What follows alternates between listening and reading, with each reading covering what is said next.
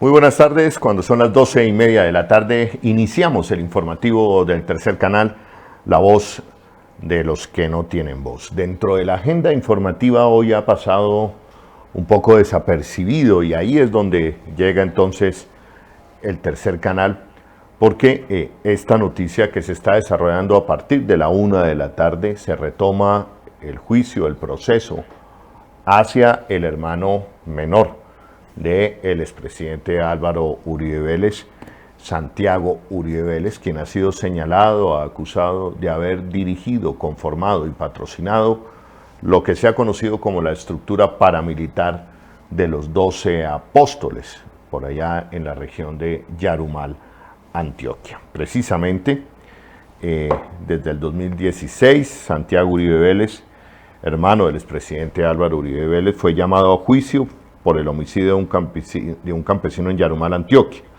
La fiscalía asegura que participó del crimen como parte del grupo paramilitar Los 12 Apóstoles. La defensa del ganadero de Santiago Uribe insiste en su inocencia. Pues bien, desde el 2016 se cumplen 4 años de este proceso que hoy parece que ve la recta final.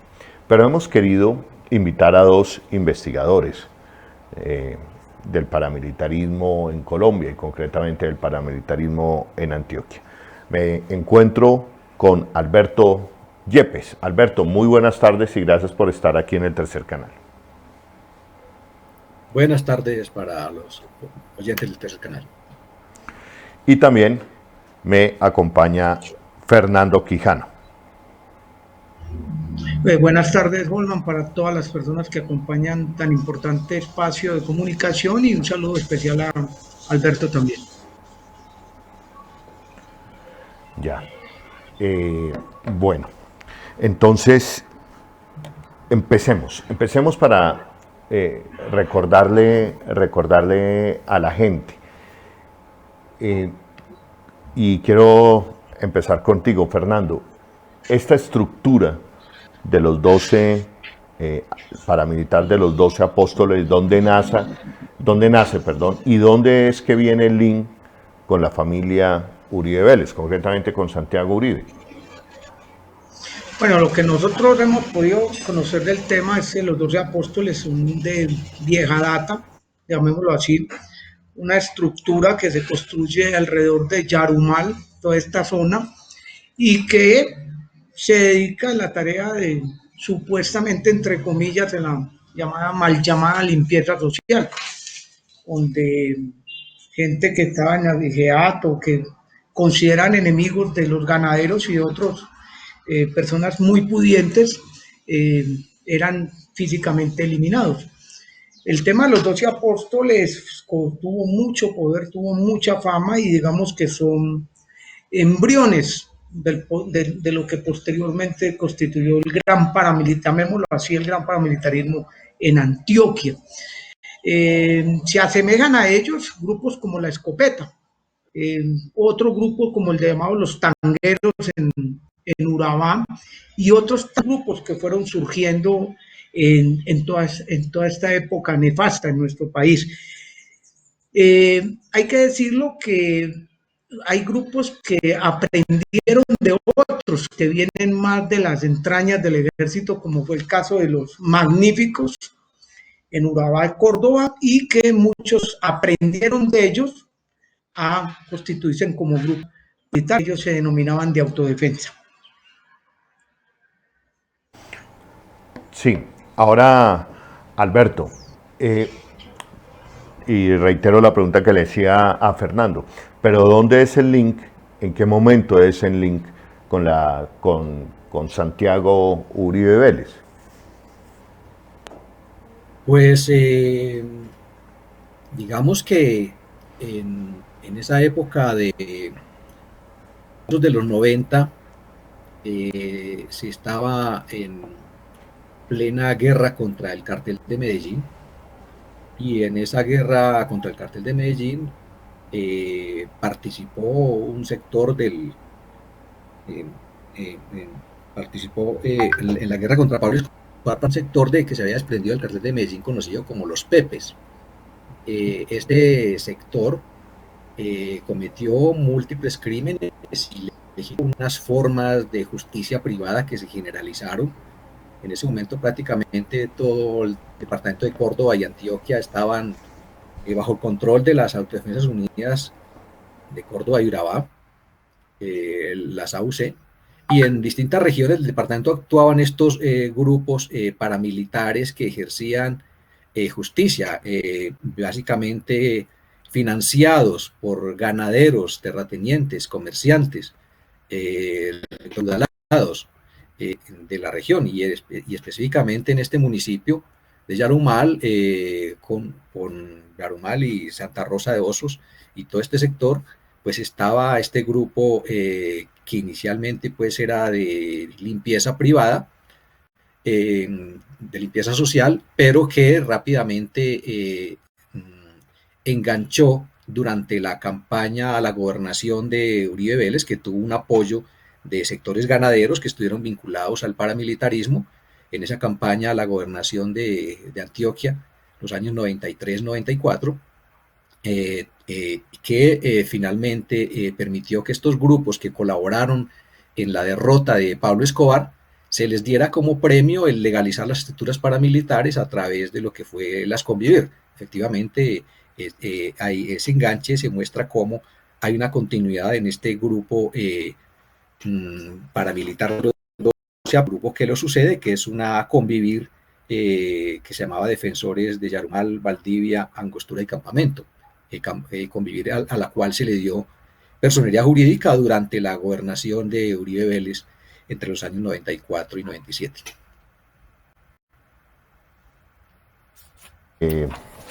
Alberto, pero digamos, esto ya lo hemos hablado varias veces, está documentado, pero yo creo que hoy siento que la historia nos está llevando a conclusiones mucho más complicadas y terribles.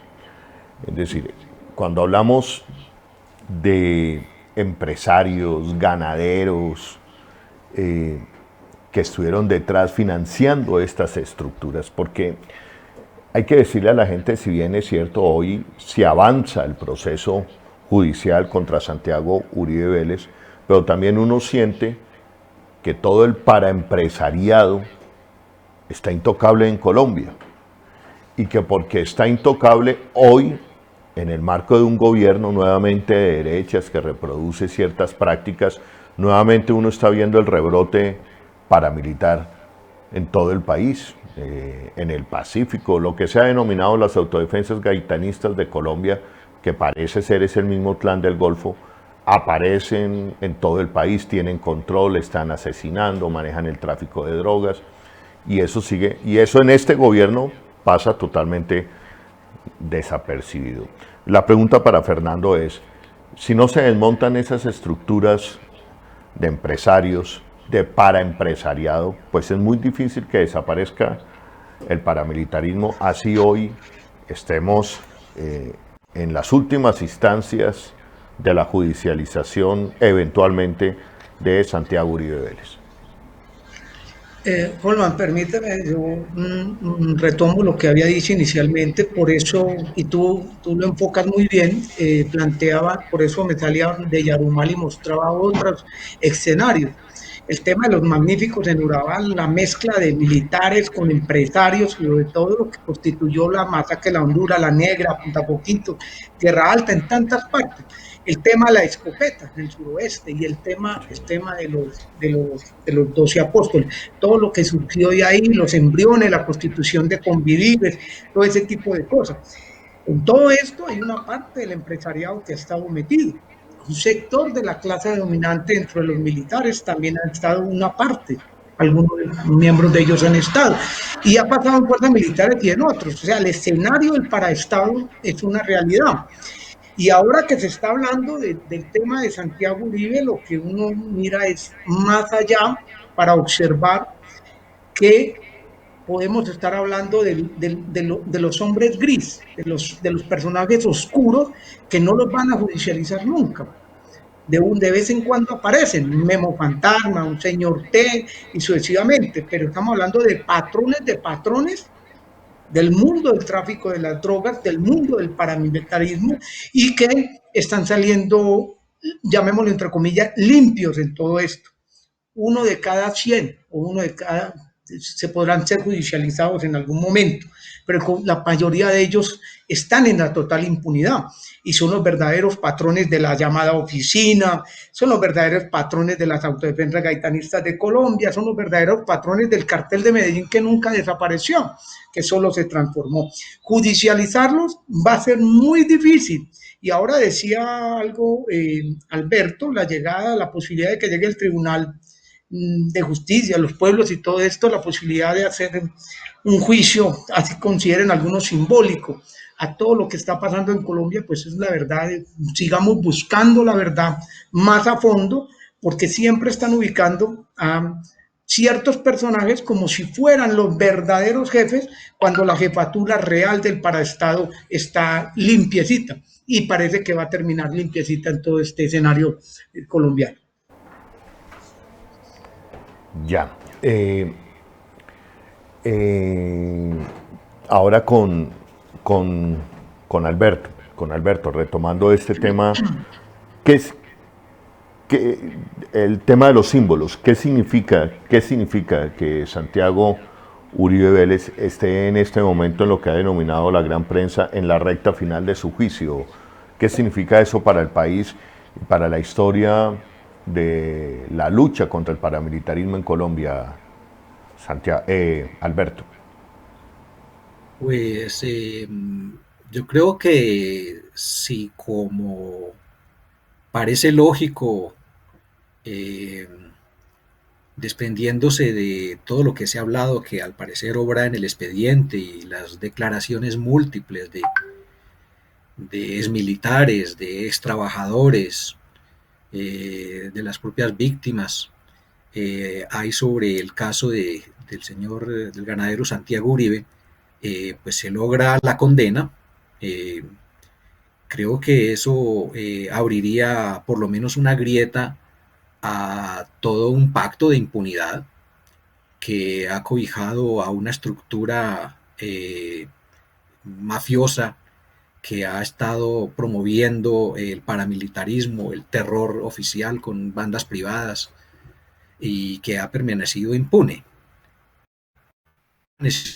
Que las verdades fueron ampliamente conocidas. Es que recordemos que en el proceso de justicia y paz, los paramilitares dieron información que llevó a que hubiera 16.400 compulsas de copia que quemaban a ganaderos, empresarios, políticos, militares, que eran los hombres detrás del paramilitarismo, los que dieron las órdenes, los que financiaron, los que organizaron el paramilitarismo, los que se beneficiaron del despojo y del terror paramilitar.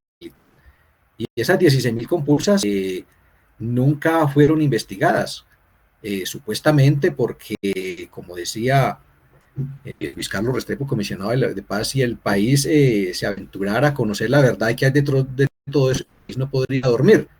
Y lo que tuvimos fue que durante todos estos años en la justicia esos expedientes fueron quietos, durmiendo el sueño de los justos. Se dijo que esperando una solución global en el marco del conflicto, pero cuando en La Habana se llegó al acuerdo de que todos quienes cometieron crímenes en el marco del conflicto tendrían que rendir cuentas ante las entidades, la Comisión de la Verdad y la JEP, salía en el plebiscito a decir que los terceros no iban a ir a la JEP. Y finalmente la Corte Constitucional avaló que ellos iban a ir de manera voluntaria. Obviamente esta voluntaria la JEP dio 2 meses que se presentaran voluntaria, obviamente no iban a hacerlo, nadie iba a donde no lo estaban llamando, y además si contaban ya 15, 10.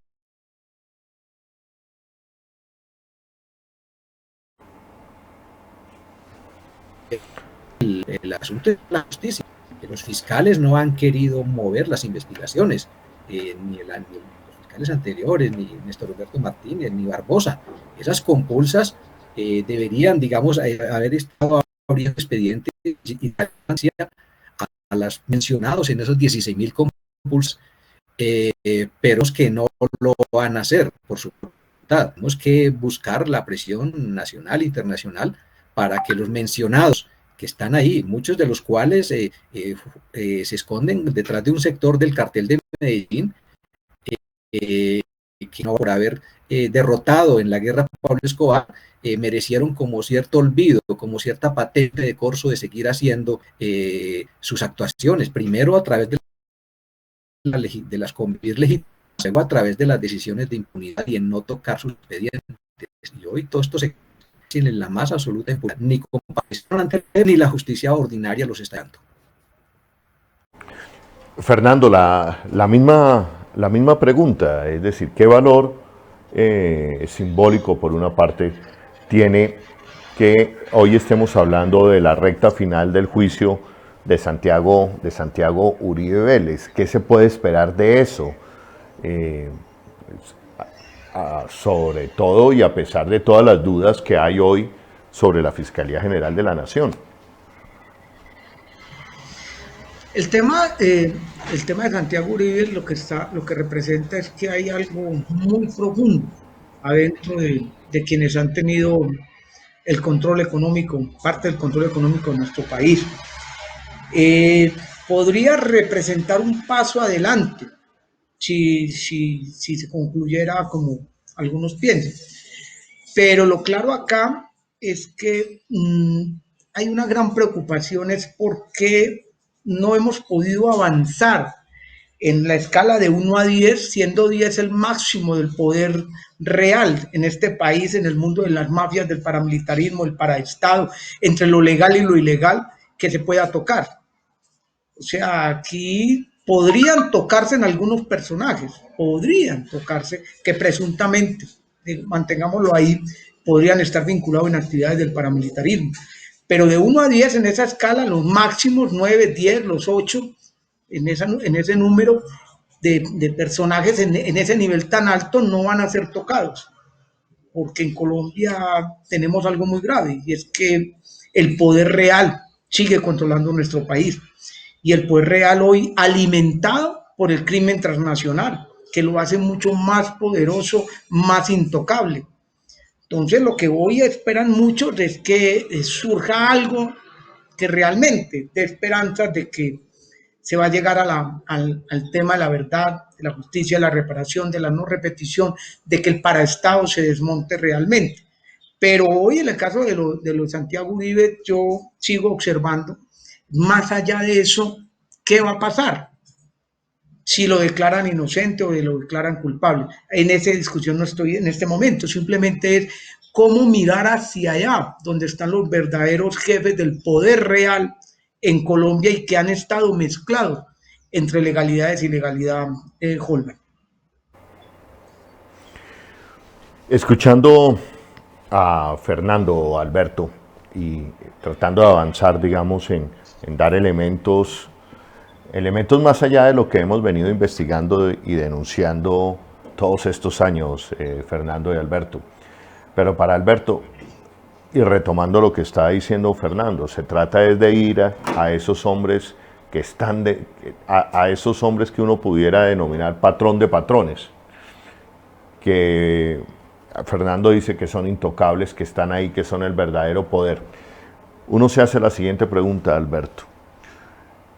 De cara a una nueva campaña electoral en Colombia, donde, como nunca antes, se avisora la posibilidad de un gobierno progresista, estos poderes tan afianzados en la extrema derecha, ¿cómo prevén ustedes que vayan a actuar ante la posibilidad cierta, real, como nunca antes, de la llegada de un gobierno progresista?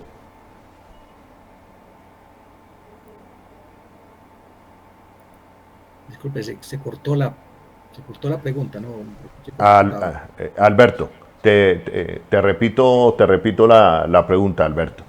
Estos poderes detrás del poder paramilitar que son intocables, ¿cómo pueden estar pensando hoy o actuando cuando se ve la proximidad real por lo menos así dicen las encuestas, de un gobierno progresista en Colombia?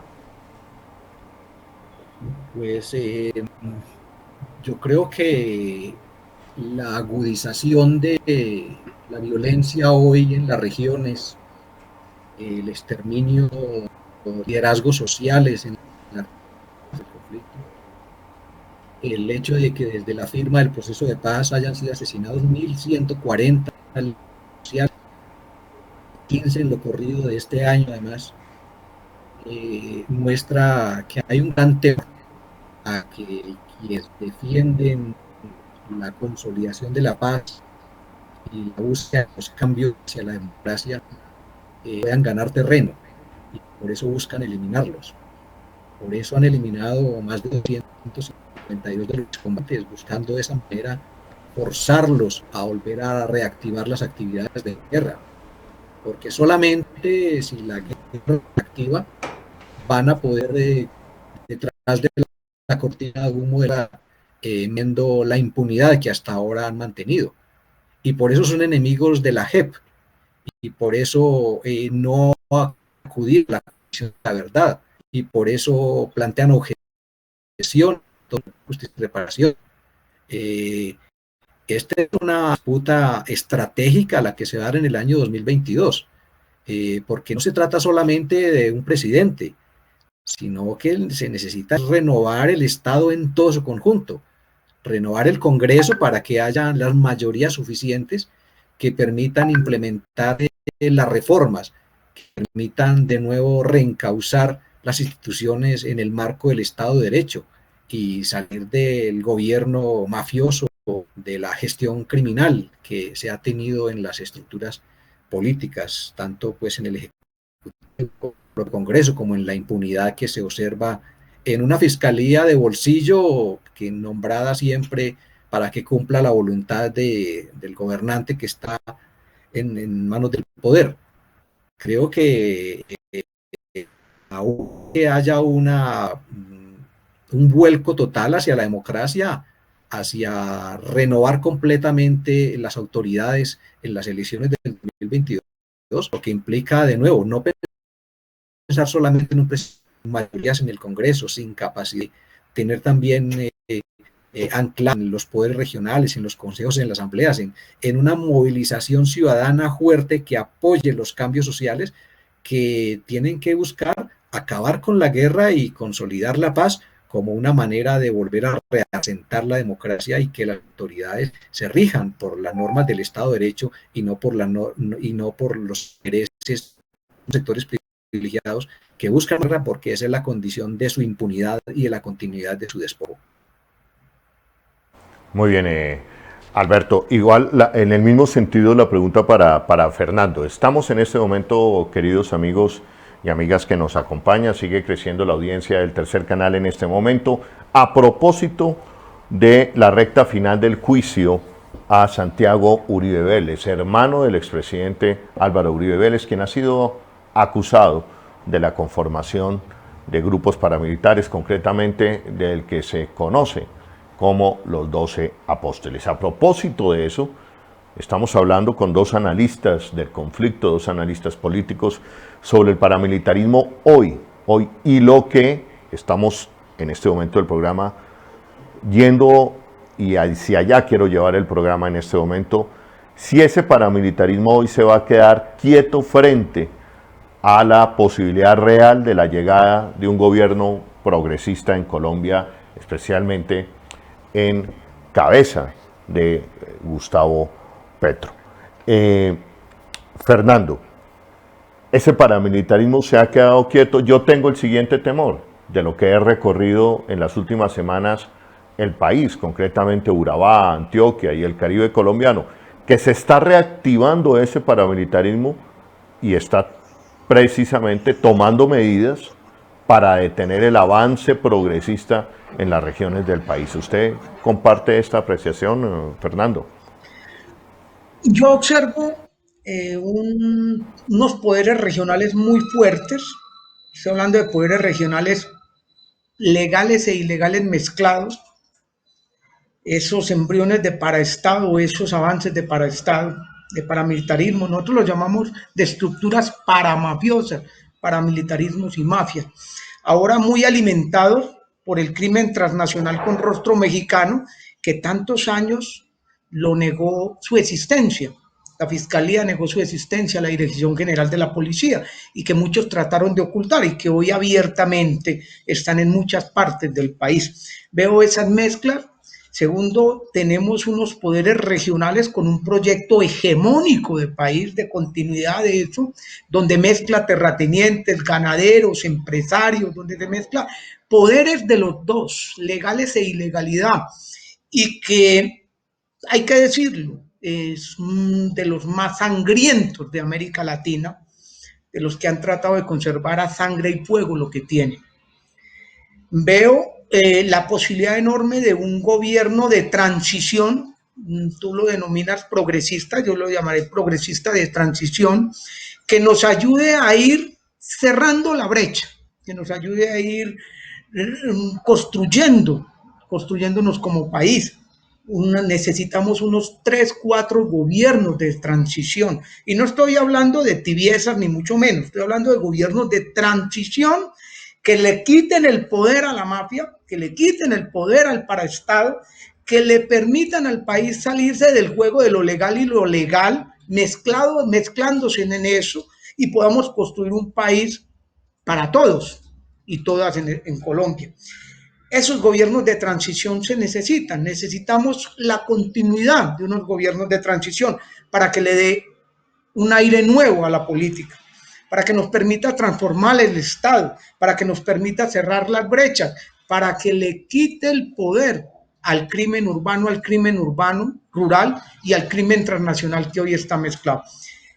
Creo que podríamos hacer eso, pero hay algo que me preocupa. En los avances de los ejércitos paramafiosos, en el avance de los proyectos regionales mezclados de legalidad e ilegalidad, siento que se la van a jugar toda para que en el 2022 sigamos como están las cosas. Tradición, control de la minoría en el poder y seguir como están las cosas. Van a jugársela toda y eso significa, desafortunadamente voy a decirlo y me disculpan, siempre me han dicho que soy ave de mal agüero, significa más masacres, significan más líderes sociales asesinados y cerrar toda la posibilidad de la paz.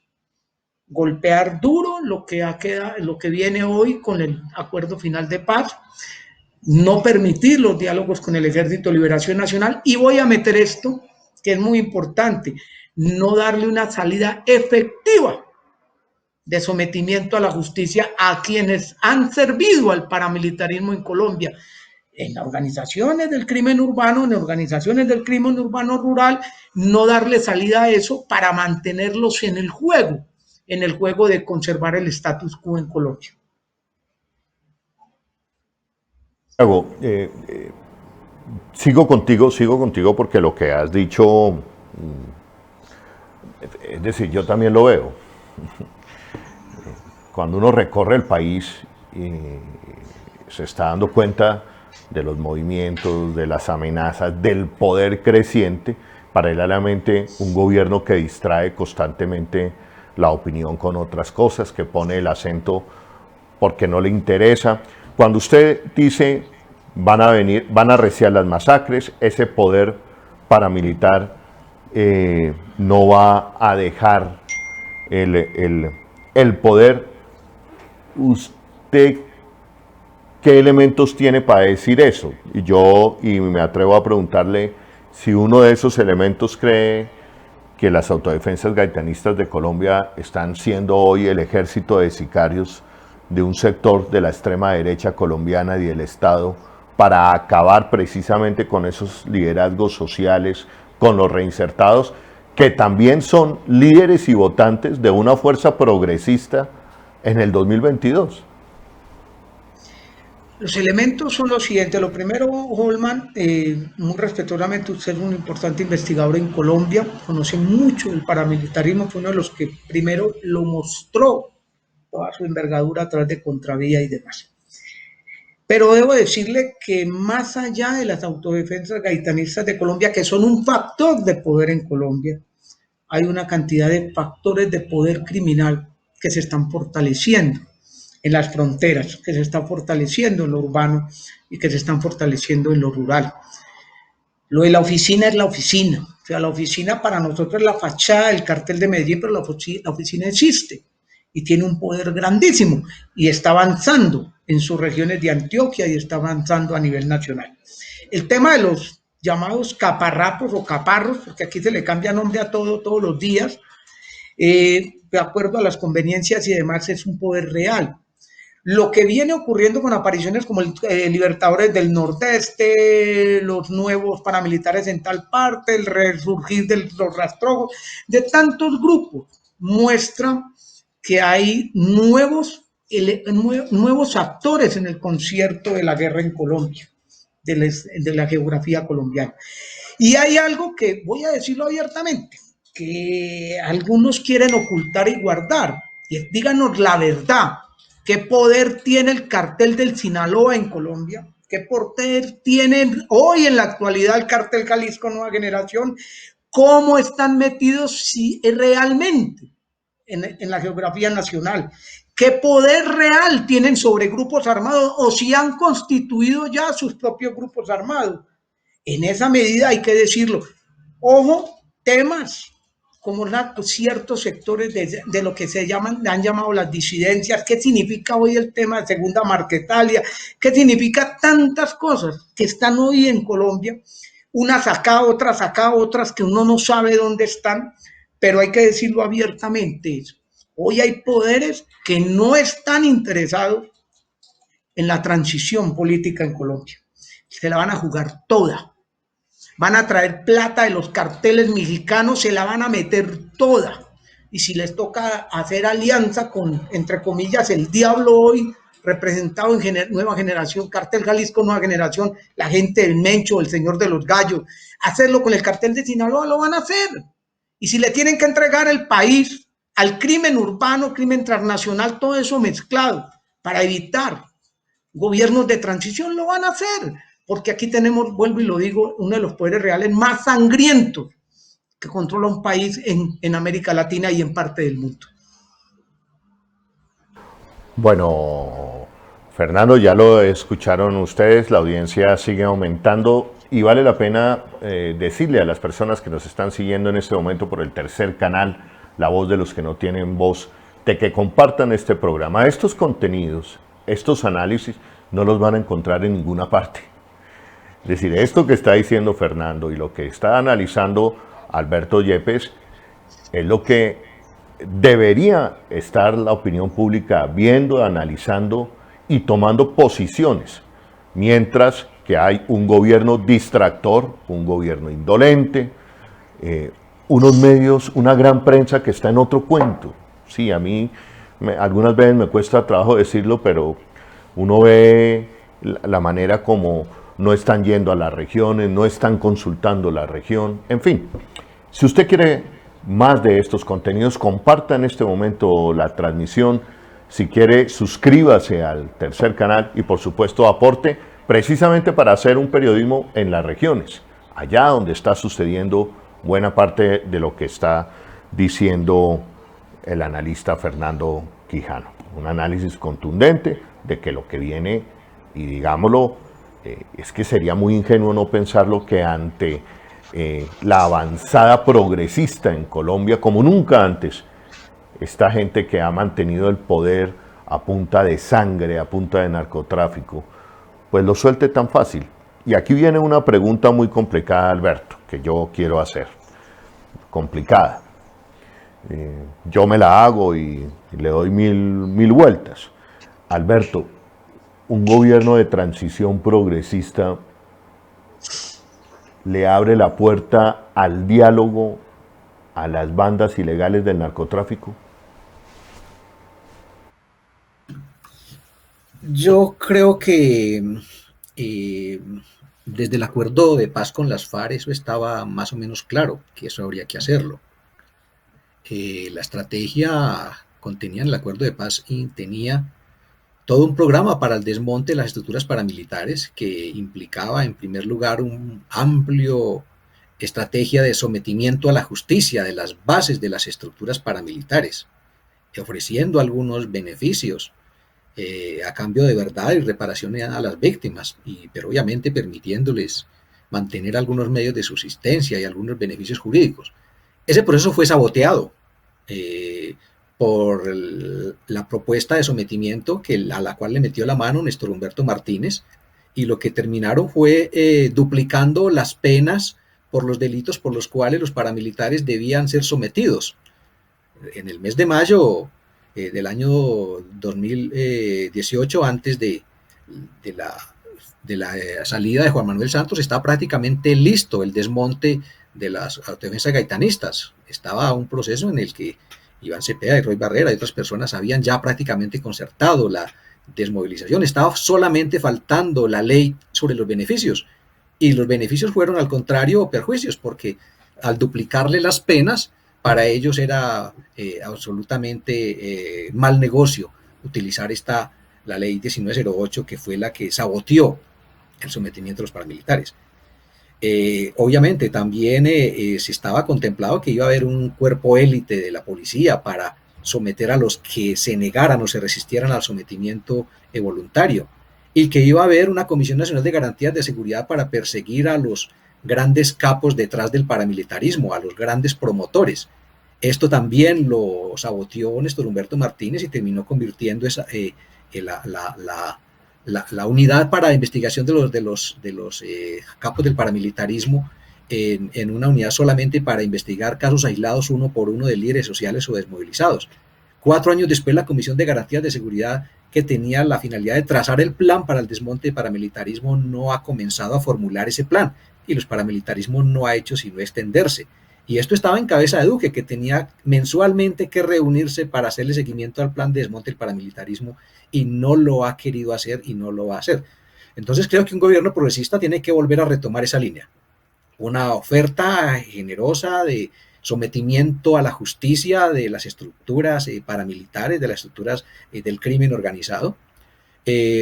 Unas estructuras de nuevo de cuerpos élites que sometan a los que sean reticentes y no quieran someterse a estos planes voluntarios, y de nuevo unas estructuras en la fiscalía que vayan detrás de los capos máximos, detrás del paramilitarismo, los que lo han orquestado, los que lo han diseñado, los que lo han financiado, los que lo han entrenado, para llevarlos y traerlos ante la justicia para que rindan cuentas por ese tipo de acciones. Creo que esa ruta que estaba en el acuerdo de paz debe ser la ruta que un gobierno progresista de nuevo acoja.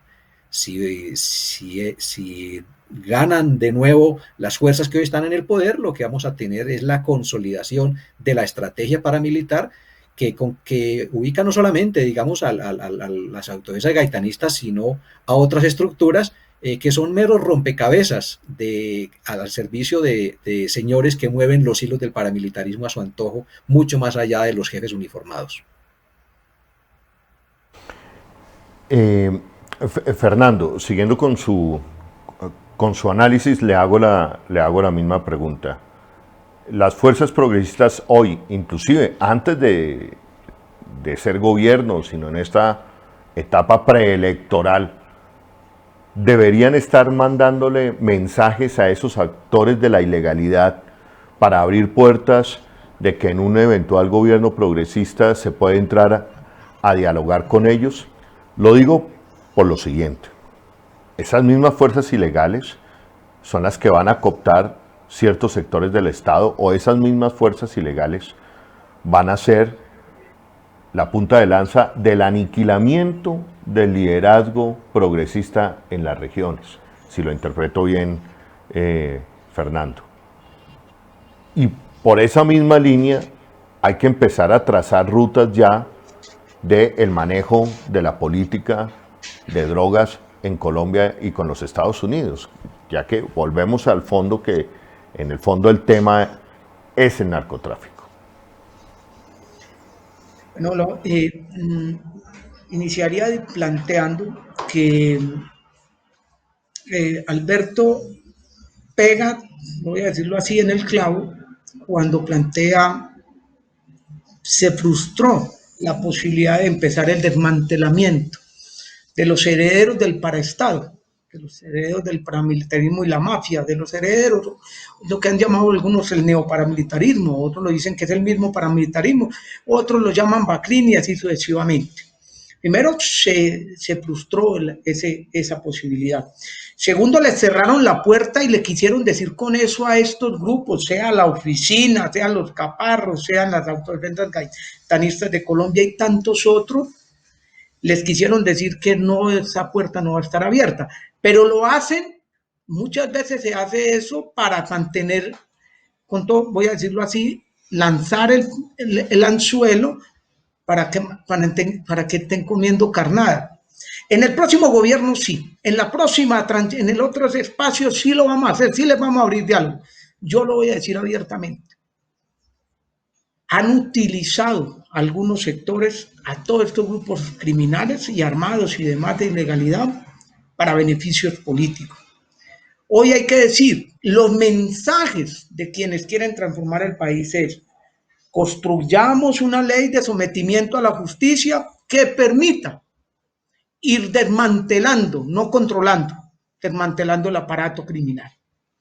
Segundo, demos posibilidad de resolver nosotros mismos. Digámosle a los Estados Unidos, déjenos, nosotros resolvemos las cosas, le ponemos protocolos, estándares internacionales, pero podemos resolver nosotros.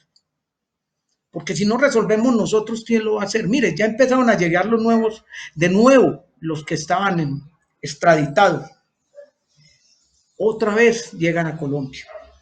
¿Qué no significó que se hayan ido? Se fue la verdad, se fue la posibilidad de desmantelar realmente. Y hoy estamos nuevamente en esta situación. Los que quieran hacer gobiernos de transición deben mandar un mensaje claro de que hay posibilidad del diálogo, que hay posibilidad del sometimiento, que hay posibilidad de desmantelar el aparato criminal dando garantías, no impunidad, pero dando garantías reales. Y eso podría facilitar incluso una posibilidad de un gobierno de transición, evitar el saboteo a un gobierno de transición. Y voy a decir esto, Holman, parecerá un sacrilegio eso. Quien esté hoy se ponga al frente de los destinos de Colombia, que no es solamente la figura de un presidente, tiene que construir realmente la posibilidad de darle una salida efectiva a la guerra en Colombia, una salida efectiva a la toma criminal que tiene Colombia. Las próximas guerras se van a liderar, se van a dar en Colombia y las van a manejar desde México. Hace años dijeron que aquí nunca iban a entrar los mexicanos, que no venían sino a descansar los del crimen transnacional con rostro mexicano. Y hoy nos hemos dado cuenta que vinieron, fue a quedarse con esto. Si no paramos esto en gobiernos de transición democrático, en unos años vamos a ver morir a miles de colombianos en guerras ajenas dirigidas por jefes de los carteles mexicanos de la droga. Muy bien, Fernando, y recojo de lo que dijo Fernando para preguntarle a Alberto. Saboteo. Y aquí, porque yo sí me temo que en una victoria de un gobierno progresista, que yo también considero que puede ser de transición, un gobierno popular, progresista, de transición, ese gobierno no va a ser viable si no se aclimata la paz en Colombia. Y el saboteo, el principal, en mi opinión, el principal saboteo vendrá de estas estructuras criminales. Es decir, inclusive hasta pueden dejar llegar al poder, pero para generarle un caos, un estruendoso caos de sangre, de conflicto, para mostrarle al mundo que no es viable ninguna alternativa progresista en Colombia o en América Latina.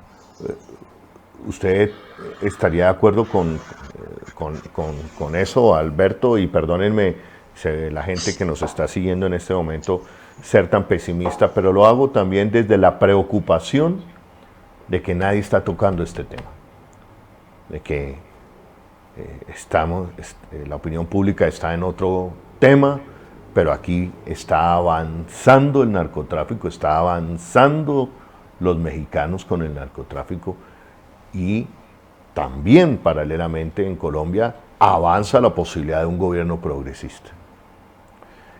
Alberto, esa sería la pregunta.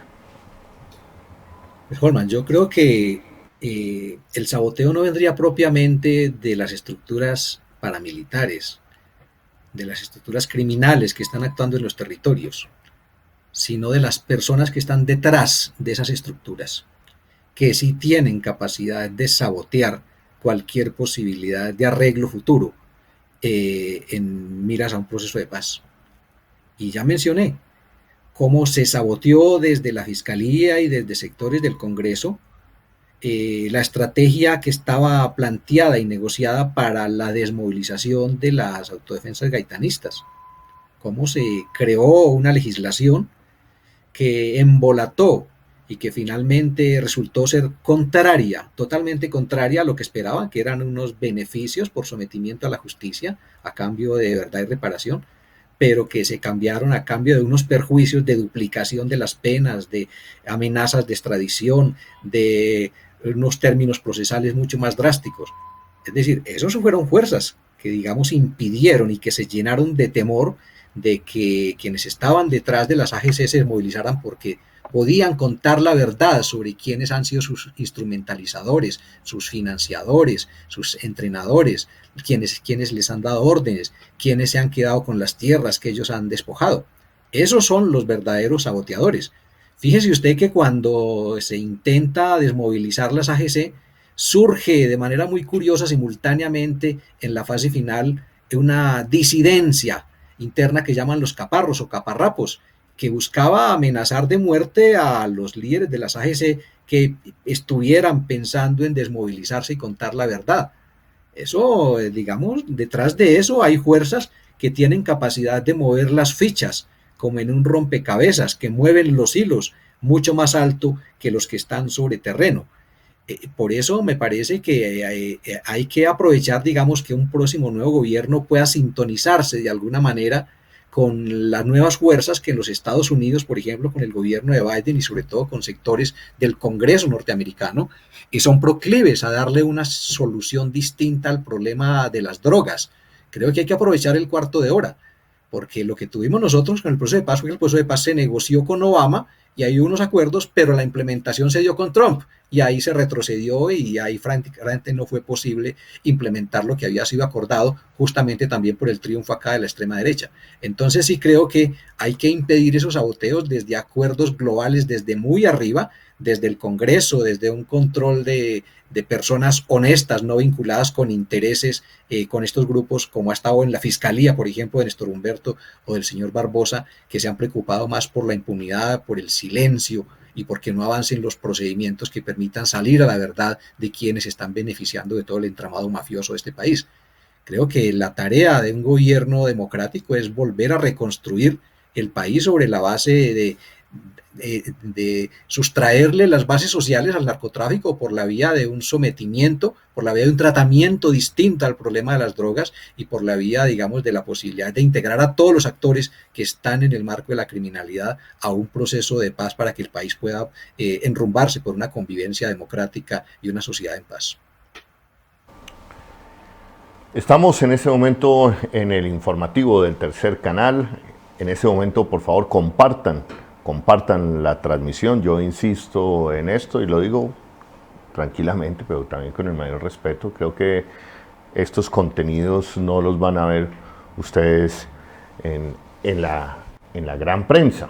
Por eso nos esforzamos desde el Tercer Canal en una agenda alternativa. Estamos hablando hoy en el Tercer Canal de lo simbólico, de lo que significa que entremos el país, la justicia colombiana, entre a la recta final del juicio de Santiago Uribe Vélez, hermano del expresidente Álvaro Uribe Vélez, acusado y señalado de la conformación de grupos paramilitares, concretamente de los 12 apóstoles. Pero eso nos ha servido de excusa, me ha servido de excusa a mí en el Tercer Canal, para hablar del tema narcoparamilitarismo hoy en Colombia, en vísperas de elecciones, en vísperas de la posibilidad, de la creciente esperanza de un gobierno de transición progresista.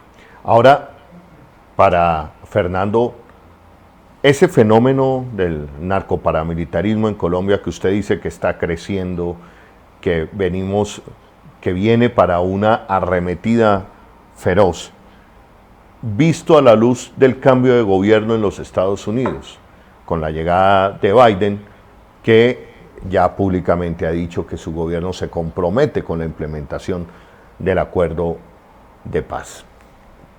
¿Qué puede pasar ahí?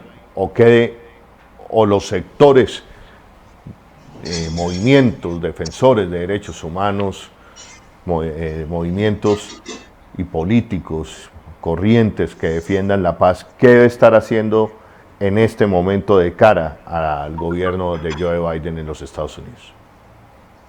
Hay una imagen, Holman, y de ustedes, de todos la audiencia, que me impactó. La caricatura de Matador, donde aparece Estados Unidos representado, pues, y lo están inyectando.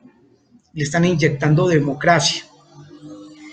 Con todo lo que se quiera decir de lo que ha sido la supremacía de los norteamericanos en el mundo, todo lo que han hecho los norteamericanos, las bombas, la injerencia en otros países, pero con todo y eso hay que decir que le acaban de inyectar más democracia a los Estados Unidos, teniendo en cuenta lo otro. No van a perder su carácter hegemónico, meterse en los temas en otros países, Irak, Afganistán, América Latina, seguir con el tema de Venezuela. Pueden ocurrir muchas cosas, pero estoy hablando que inyectó democracia. Los mensajes de Biden así lo dicen. ¿Qué significa eso? Que quienes hoy defienden el status quo, quienes están defendiendo el paraestado, la mezcla de legalidad e ilegalidad, deberían estar observando detenidamente los primeros mensajes del gobierno de Joe Biden.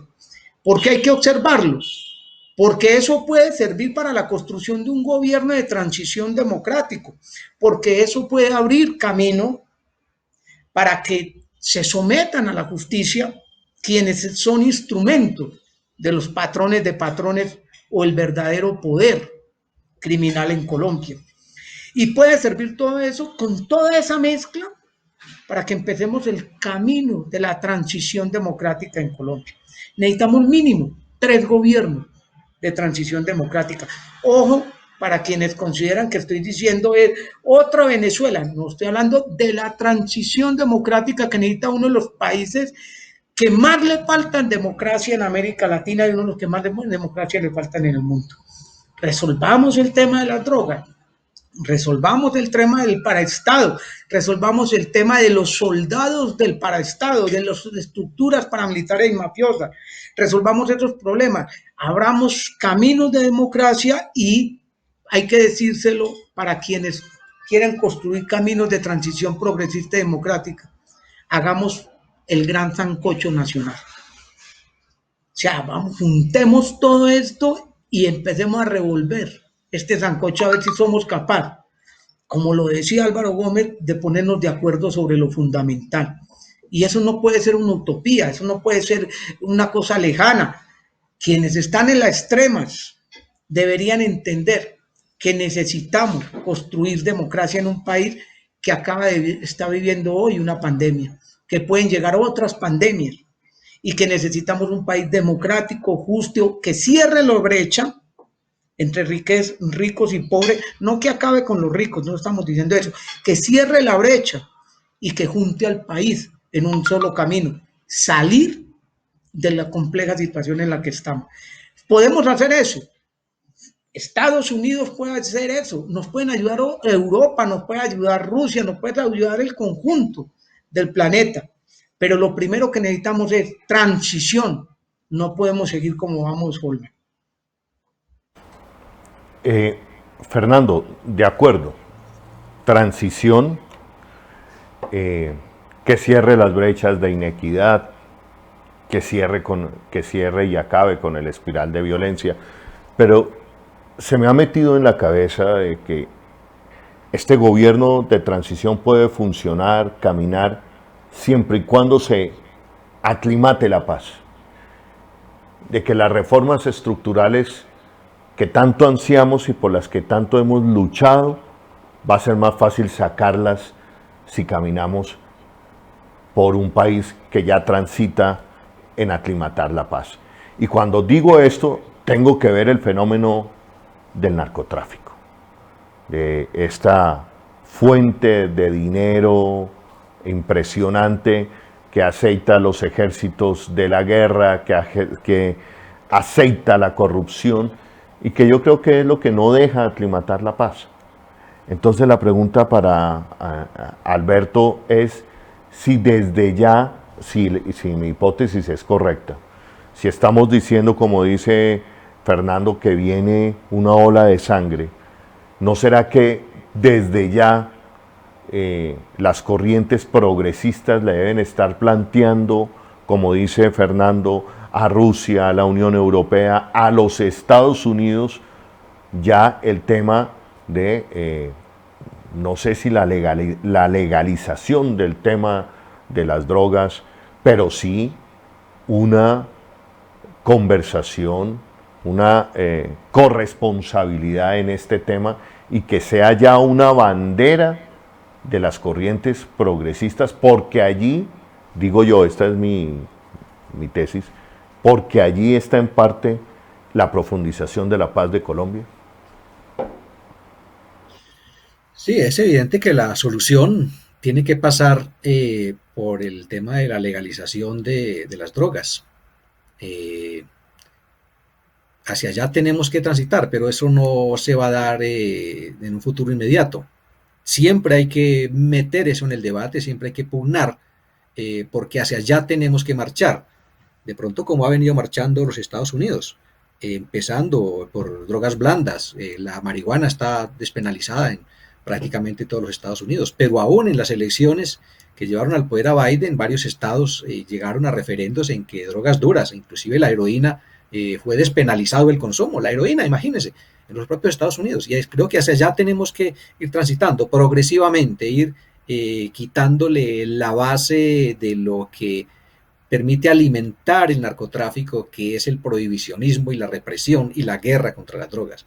Entre más guerra, más represión, más tratamiento a punta de bala se haga al tema del narcotráfico, más lucrativo vuelve el negocio por los riesgos que deben asumir quienes están metidos en el negocio para poder colocar su producto en los mercados internacionales, para poder traficar y para poder tener los sobornos, la connivencia con los aparatos de seguridad que permiten el funcionamiento de laboratorios, el traslado de los insumos, del producto final, el desembarco por los puertos.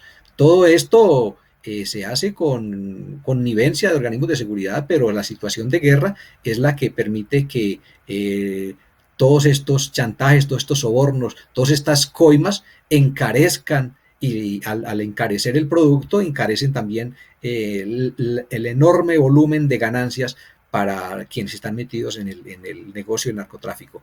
Pero mientras tanto creo que es necesario empezar por medidas, por solucionar el problema del campesinado que depende del tema de las drogas. Cerca de 300.000 familias que en Colombia subsisten de los cultivos ilícitos, de los cuales solamente hay 95.000 en el programa de cultivos ilícitos, a los cuales tampoco se les cumple.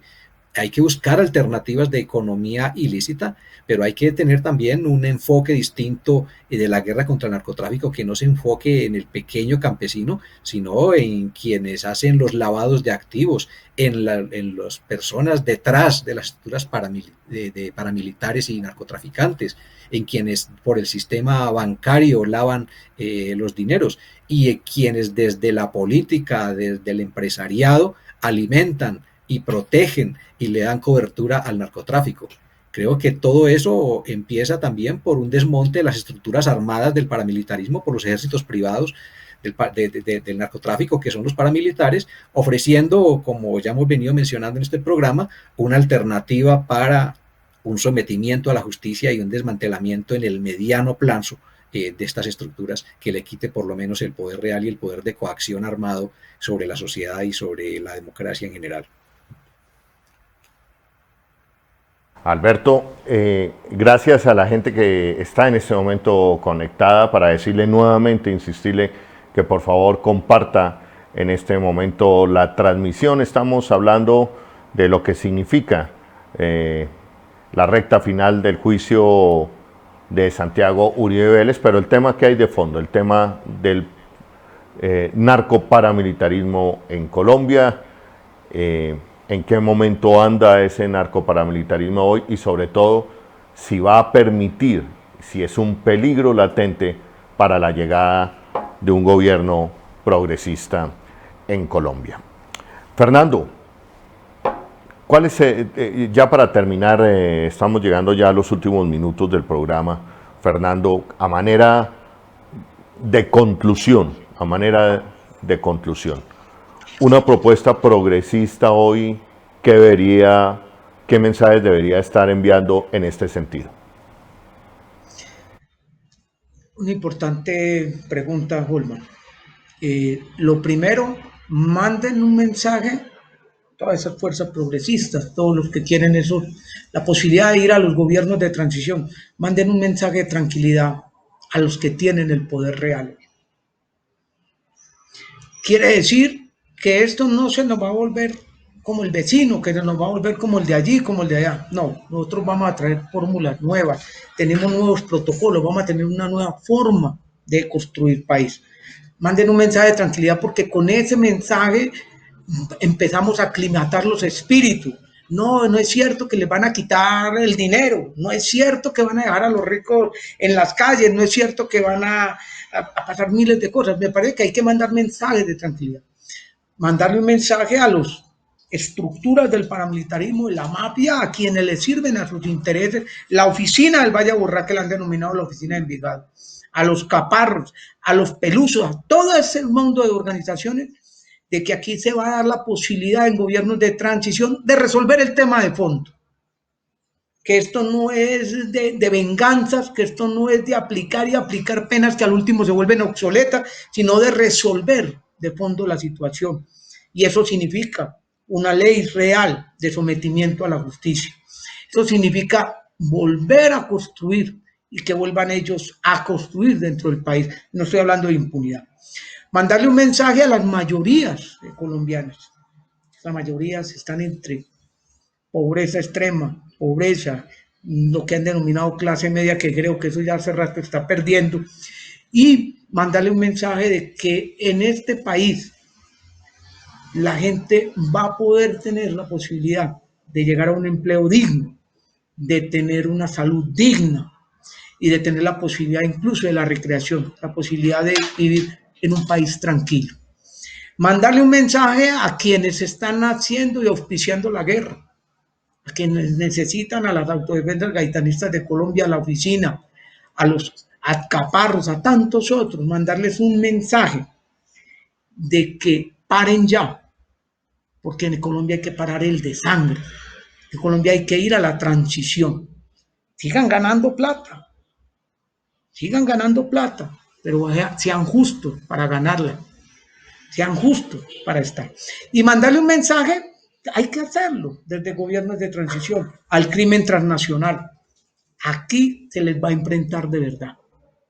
Este no es su paraíso terrenal y de acá los vamos a expulsar legalmente, con justicia, con todo el tema de derechos humanos, hermanos, pero los vamos a expulsar. O sea, no vamos a permitir que este sea el patio trasero de ustedes y de sus guerras. Y mandarle un mensaje final a todo el país. Y es, hay que construir un país para todos, un país donde todos estemos y donde podamos transitar una verdadera democracia en tiempos de pandemia y en tiempos de futuras pandemias. Bueno, muy bien, Fernando, quiero darte las gracias por habernos acompañado hoy aquí en el tercer canal, La Voz de los que no tienen voz. Fernando, de verdad, gracias. Muchas gracias a ustedes, a todos los oyentes, felicitaciones por la construcción del tercer canal.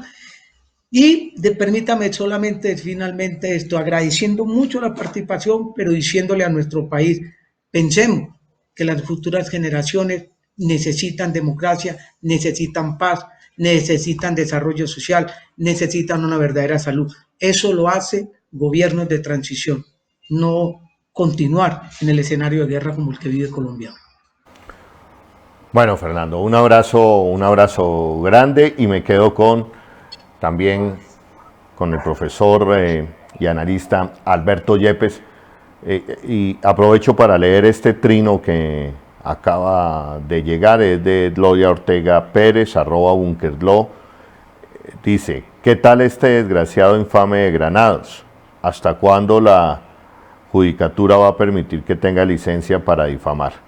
Y lo dice a propósito de que, al parecer, en el juicio que se le lleva a cabo a Santiago Uribe Vélez, Granados acaba de decir que el libro de los 12 apóstoles, hecho por la periodista que me merece todo el respeto, una de las mejores periodistas del país, Olga Bear, fue un libro financiado por el narcotráfico.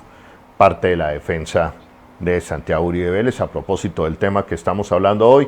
Y quiero terminar preguntándote, Alberto, la misma pregunta que le hice a Fernando: ¿cuáles son los mensajes que en esta materia debe estar llevándole al país, dándole al país y a la comunidad internacional los líderes progresistas para consolidar o llegar a ver un gobierno progresista, popular, de transición, como dice Fernando Quijano? Adelante, Alberto.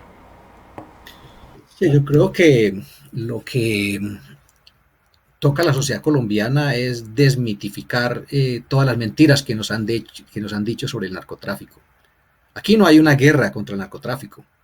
Aquí hay una guerra contra los campesinos productores y una pseudoguerra en la cual lo que buscan es básicamente posicionar a las fuerzas oscuras que están detrás del narcotráfico.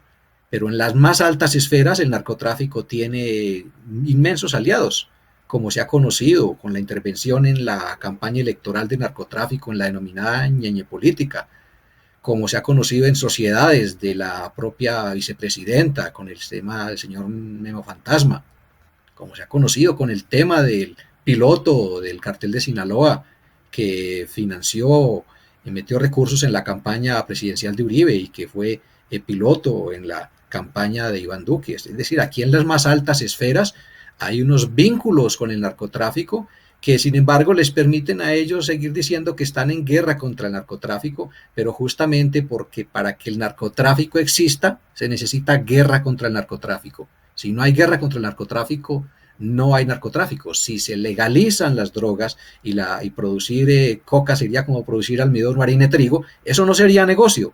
Hacia allá tenemos que transitar algún día, pero por lo pronto hay que buscar que lleguen al poder político, a la presidencia, al Congreso, personas completamente opuestas a la estrategia de guerra. El futuro de este país no puede ser eternamente la guerra, no tenemos que estar condenados a vivir en guerra, y aquellos que nos viven tiempo miedo, incertidumbre, vendiéndonos mano dura, y que el imperio de la ley y el orden y que todo hay que hacerlo a la fuerza, esos son los que escudan la expansión del narcotráfico y de las estructuras criminales, porque en medio de la guerra, en medio de la incertidumbre, en medio del terror, es que ellos continúan con su estrategia de despojo y con su estrategia de impunidad para permanecer y durar eternamente. Tenemos que buscar los ciudadanos a la hora de elegir quiénes son los que optan por opciones de paz y quiénes son los que están proponiendo opciones de guerra, y decidir muy conscientemente, porque solamente quienes luchan por la paz, quienes luchan por desmontar las estructuras que fomentan la guerra, pueden llevarnos efectivamente a hacer de Colombia un país donde vivamos en una sociedad con democracia y con paz. Bueno, mi querido Alberto, muchísimas gracias por aceptar la invitación del Tercer Canal, y me quedo con esta frase de Alberto: aquí no hay una guerra contra el narcotráfico, aquí hay una guerra contra los campesinos, contra los líderes sociales, contra quien piensa diferente. Y esa reflexión me remitió inmediatamente por allá a un agosto de 1996 en la comunidad Tojolabal de la Realidad Trinidad, en la selva Lacandona, en una charla que tuve con el subcomandante Marcos, cuando me decía: el narcotráfico no es el enemigo de los gobiernos de América Latina, es su aliado. Alberto, muchísimas gracias de verdad por estar aquí en el Tercer Canal. Muchas gracias a los televidentes, a ustedes, en el Tercer Canal. Y de nuevo, esta empresa es entre todos los colombianos de reformar las autoridades, de reformar la política y llevar gobiernos, autoridades y líderes alternativos a todos los espacios de poder en el año 2022. Gracias, Alberto. Así es, y termino con una breve editorial aprovechándolos a ustedes, quienes nos han hecho con el favor de su tiempo seguir aquí en el Tercer Canal. Alberto Yepes señala que si queremos salir de este espiral de la guerra, necesitamos un Congreso también con líderes y lideresas que busquen la transformación social y política de Colombia. El gobierno que viene, el gobierno progresista que venga, le tocará una transición, yo coincido en eso, para profundizar la paz. Y profundizar la paz en lo que tiene que ver con el narcotráfico y desmontar las estructuras paramilitares, tiene que ver con llevar el Estado colombiano a cada rincón de esa selva colombiana donde hoy se produce coca. Llevar el Estado colombiano es llevar carreteras, llevar hospitales, llevar escuelas, llevar modos y formas de economía que le permitan al campesino sacar su yuca, sacar su plátano, en fin. Es lo que nunca ha intentado el gobierno, los diferentes gobiernos de derecha que ha tenido Colombia. El Plan Colombia fue simplemente un plan de represión militar, porque existía en el papel otro Plan Colombia, que era llevar Estado, llevar democracia a esos rincones olvidados de la patria. Es decir, que a un gobierno progresista y a unos congresistas que quieran liderar, hacer parte de ese gobierno histórico de transformación nacional en Colombia, les toca, nos toca, si decidimos ir a unas listas en el Congreso de la República, tener claramente que la transformación social de Colombia, el aclimatamiento de la paz, empieza en la otra Colombia, en las regiones, llevando Estado, llevando democracia. Que no se puede descartar además, para aclimatar la paz, para que ese baño de sangre no continúe en Colombia, dejar la puerta abierta e iniciar diálogos también con los actores ilegales. Y en primer lugar, decirle al mundo de una vez por todas y para siempre que Colombia no puede seguir poniendo los muertos de un negocio en el cual todos están interviniendo. El negocio del narcotráfico, por acción o por omisión. Las grandes potencias con los paraísos fiscales, produciendo precursores químicos, etc. Este diálogo para el narcotráfico se tiene que dar con la corresponsabilidad, con todo el concierto de naciones. Pero debe ser una punta de lanza también, una propuesta del país a la comunidad internacional, de los líderes y de los sectores progresistas hoy en Colombia. Si queremos llevar a Colombia de verdad a una Colombia en paz, a una Colombia al alcance de los sueños de las próximas generaciones de colombianos. Muchísimas gracias por su atención en el mediodía de hoy. Soy Holman Morris y este es el Tercer Canal, la voz de los que no tienen voz. Gracias.